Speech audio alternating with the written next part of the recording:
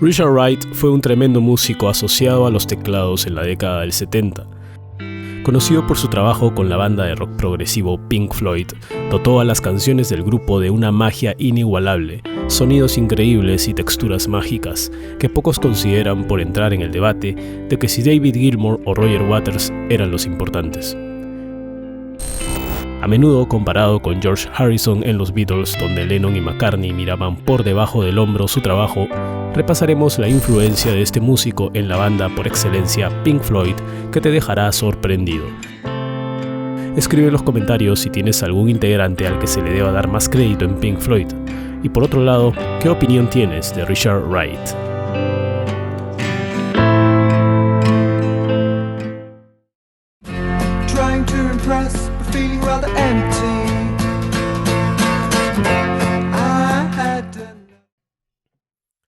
El estilo de Richard Wright fusionaba influencias de la música jazz, neoclásica y experimental que complementaban las estructuras armónicas simples de las canciones más blues y folk de Roger Waters y David Gilmour. Como teclista, estaba más interesado en complementar cada pieza con capas de órgano o sintetizador y pasajes de buen gusto para piano o piano eléctrico. A diferencia de sus contemporáneos Rick Wakeman, Tony Banks o Keith Emerson, optó por tocar solos ocasionalmente, especialmente en Atom Heart Mother, Echoes, Any Color You Like, Shine On You Crazy Diamond, partes 1 a 5 y 6 y 9, Welcome to the Machine, Dogs, Run Like Hell y Keep Talking. Seguiremos desmenuzando su peculiar estilo, pero antes unos breves antecedentes para ponernos en contexto.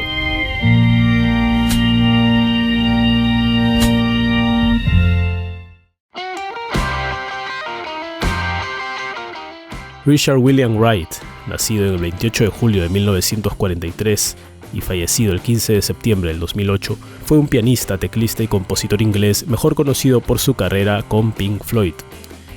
Las capas de teclado ricamente texturizadas de Wright fueron un ingrediente vital y una característica distintiva del sonido de Floyd. Wright frecuentemente cantaba de fondo y ocasionalmente cantaba como voz principal en el escenario y en el estudio de la banda. Por ejemplo, en las canciones Time, Echoes, Wearing the Inside Out, Astronomy Domain y Matilda Mother.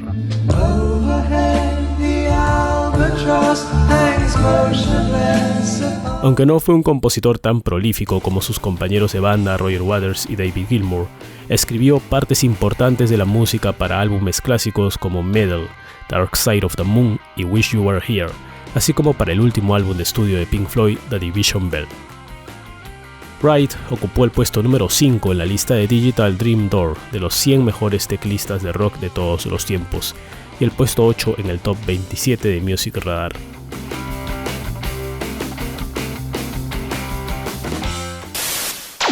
Wright, cuyo padre era bioquímico jefe en Unigate Diaries, creció en Hatch End, al norte de Londres, y se educó en la escuela Haberdashers' Aske's. Aprendió por sí mismo a tocar la guitarra a los 12 años, además de tocar la trompeta y el piano, y tomó lecciones privadas de teoría musical y composición en la escuela de música Eric Gilder.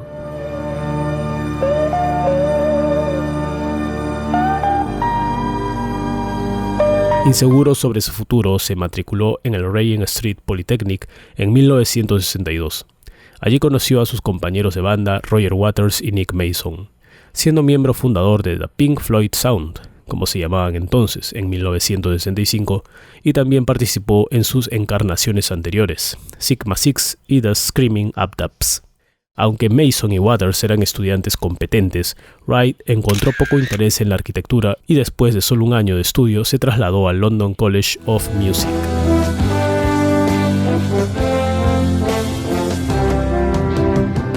En los primeros días de Pink Floyd, Wright era una fuerza musical prominente en el grupo, aunque no tanto como Syd Barrett, el principal compositor y líder de la banda en ese momento. Y escribió y cantó varias canciones propias durante el periodo 1967-1968. Si bien no está acreditado como cantante en The Piper at the Gates of Dawn, cantó co-líder en canciones escritas por Barrett como Astronomy Domain y Matilda Mother, así como armonías notables en The Scarecrow y Chapter 24. Ejemplos de sus primeras composiciones incluyen Remember a Day, Seesaw, Paintbox y It Will Be So Nice, además de Summer 68, para Atom Heart Mother.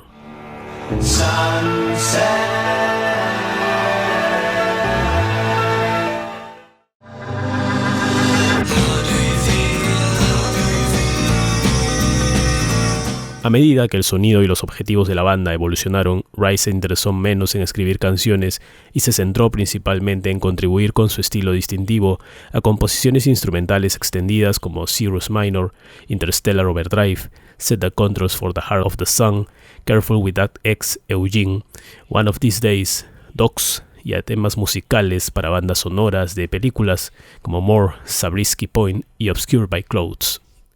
También hizo contribuciones esenciales a las largas y épicas composiciones de Pink Floyd como Atom Heart Mother, Echoes, en la que armonizó con Gilmour para la voz principal, y Shine on You Crazy Diamond.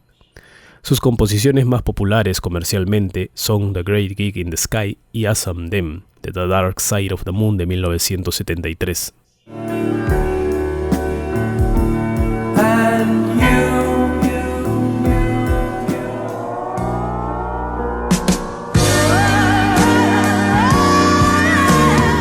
También contribuyó significativamente a otros clásicos de Floyd de mitad de periodo como Breathe y Time, cantando la voz principal en versos alternativos de este último con David Gilmour.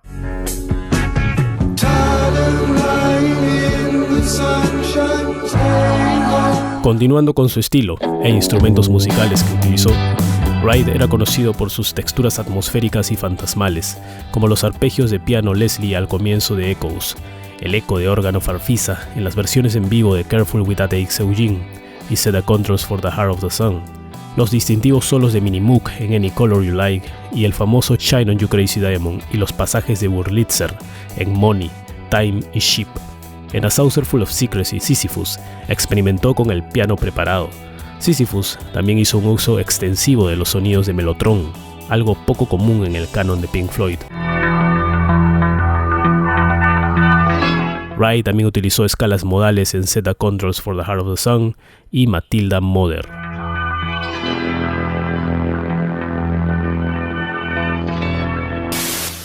Rai grabó su primer proyecto en solitario, Wet Dream, y lo lanzó en septiembre de 1978, con un éxito comercial mínimo, luchando contra problemas personales y una relación cada vez más difícil con Roger Waters. Waters lo obligó a renunciar a Pink Floyd durante las sesiones de The Wall, quien amenazó con quemar todas las pistas de teclado del álbum si Rai no dejaba la banda. Sin embargo, fue contratado como músico de sesión asalariado durante los conciertos en vivo posteriores para promocionar ese álbum en 1980 y 1981. Rai se convirtió en el único miembro de Floyd que se benefició de esos shows, ya que la pérdida financiera neta por la puesta en escena de The Wall en las giras tuvo que ser asumida por los 3 miembros restantes de tiempo completo. Fue el único miembro de la banda que no asistió al estreno en 1982 de la versión cinematográfica de Pink Floyd, The Wall.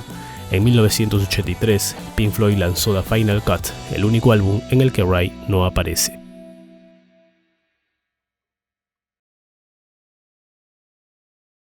Durante 1984, Rai formó un nuevo dúo musical con Dave Harris, de la banda Fashion, llamado Sea. Firmaron un contrato discográfico con EMI Records y lanzaron solo un álbum, Identity, que fue un fracaso comercial y de crítica.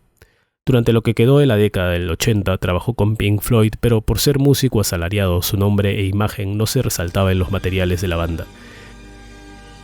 En 1994, cuando su reincorporación a Pink Floyd se había hecho oficial, coescribió 5 canciones y cantó la voz principal en una canción, Wearing the Inside Out, para el siguiente álbum de Floyd, The Division Bell. Esta grabación proporcionó material para el álbum doble en vivo y el video Pulse en 1995. Rai, al igual que Nick Mason, actuó en todas las giras de la banda. En 1996, inspirado por su exitoso ingreso en The Division Bell, Rai lanzó su segundo álbum en solitario, Broken China, que incluía a Sinéad O'Connor en la voz, entre otros músicos destacados. Broken China marcó una nueva fase en el desarrollo artístico y el estilo de interpretación de Richard Wright, con un uso extensivo de técnicas de producción y grabación por computadora, con la ayuda de Anthony Moore, con quien coescribió la letra del álbum.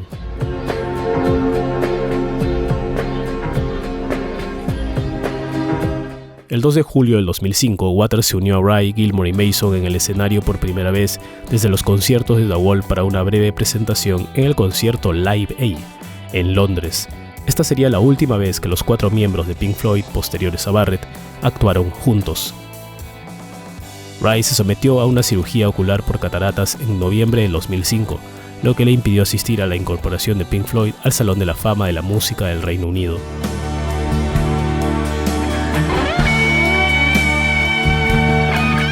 Ray también contribuyó con teclados y coros en el álbum en solitario de David Gilmour, On an Island, y actuó con la banda de gira de Gilmour durante más de 2 docenas de espectáculos en Europa y América del Norte en 2006.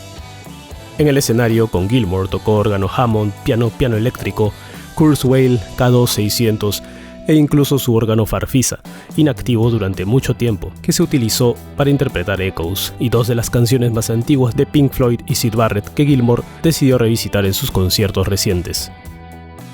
Proporcionó coros y voz principal notablemente en Echoes, Time, Comfortably Numb, Wearing the Inside Out, y en las que adelantamos, Astronomy Domain y Arnold Lane, este último lanzado como sencillo en vivo.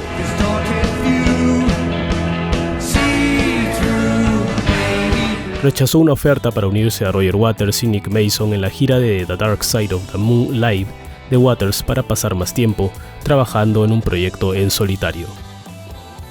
El 4 de julio del 2006, Ray se unió a Gilmour y Mason para la proyección oficial del DVD Pulse. Inevitablemente, Live Aid surgió como tema en una entrevista. Cuando se le preguntó si volvería a actuar, Ray respondió que sería feliz en cualquier escenario. Explicó que su plan era deambular y dijo sobre tocar en vivo: "Y cada vez que Dave quiere que toque con él, estoy muy feliz de hacerlo. Y tocarás conmigo, ¿verdad?".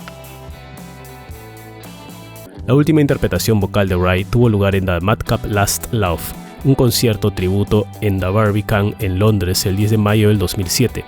Fue organizado por Joe Boyd en memoria de Syd Barrett, quien había fallecido en julio anterior. Boyd reunió a varios músicos importantes, incluida una actuación solista de Roger Waters. Pink Floyd, con David Gilmour, Nick Mason y Richard, aparecieron al final del espectáculo como invitados sorpresa, donde interpretaron la canción que había iniciado todo, Arnold Lane, con Wright como voz principal.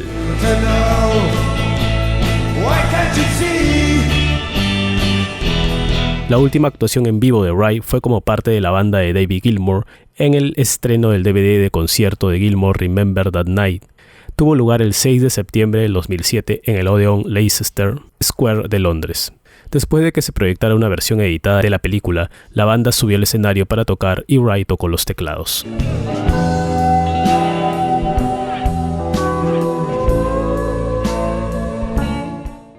Ray murió de una forma no revelada de cáncer en su casa del Reino Unido el 15 de septiembre de 2008 a la edad de 65 años. En el momento de su muerte había estado trabajando en un nuevo álbum en solitario, que se pensaba que constaba de una serie de piezas instrumentales, que todavía no ha visto la luz del día.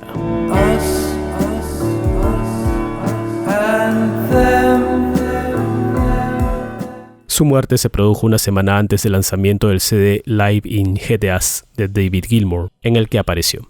El álbum es el último proyecto relacionado con Pink Floyd que incluye a Wright.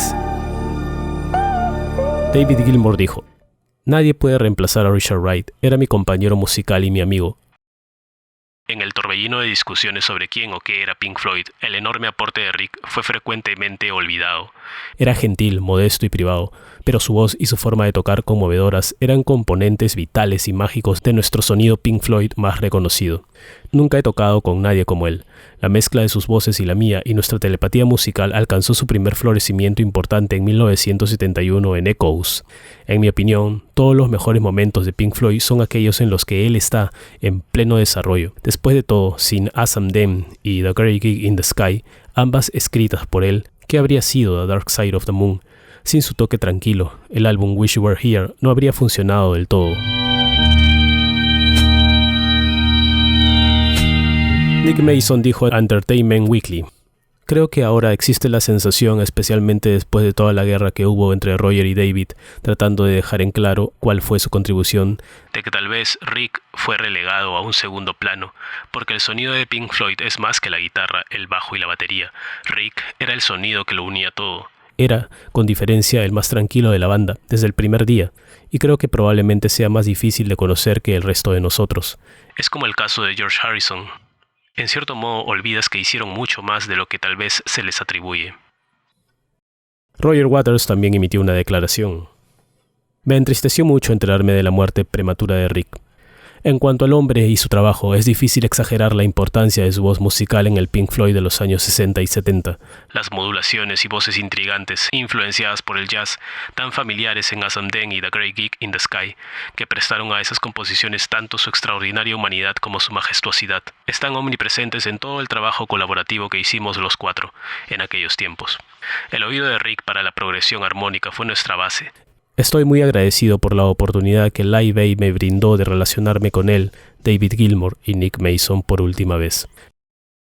Ojalá hubiera habido más.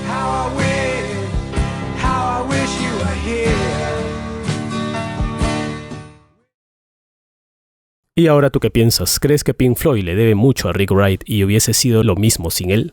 Escríbelo en los comentarios. Escribe también tu composición favorita en la que participó o es autor Wright. Y además deja tus sugerencias para nuevos temas. Muchas gracias por tu atención. Must never have too much to drink.